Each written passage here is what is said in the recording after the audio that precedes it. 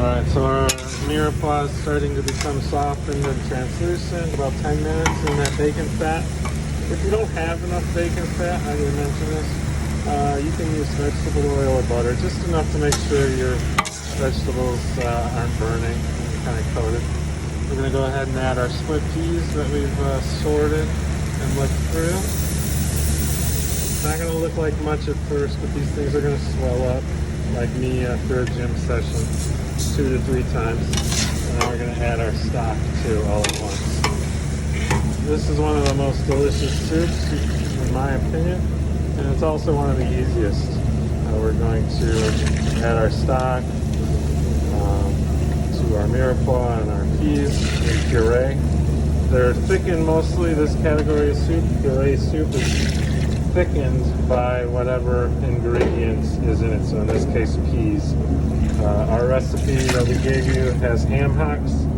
Unfortunately we couldn't get the hocks, that's near the foot. It's a gelatinous part of the animal that's got tons of fat and flavor that breaks down over time. Unfortunately we don't have that.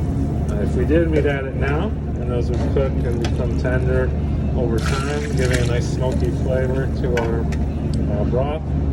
But we're just going to cook these until they're tender, about 45 minutes.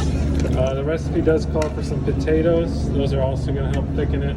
I'm going to leave those until the end, so we have a little bit of a diced potato in there to give the soup some texture. Whenever you're doing puree soups, you want to think about textures, and thank you, Anthony, for splashing me there. You just want to think about textures. You don't want it all to be one of the same. We're also going to go ahead and add our sachet, right? And again, the reason we put it in the bag is to make sure we can retrieve it later. Otherwise, we'd have to spend time chopping up or grinding all that garlic and spices. So this is just a nice, easy way.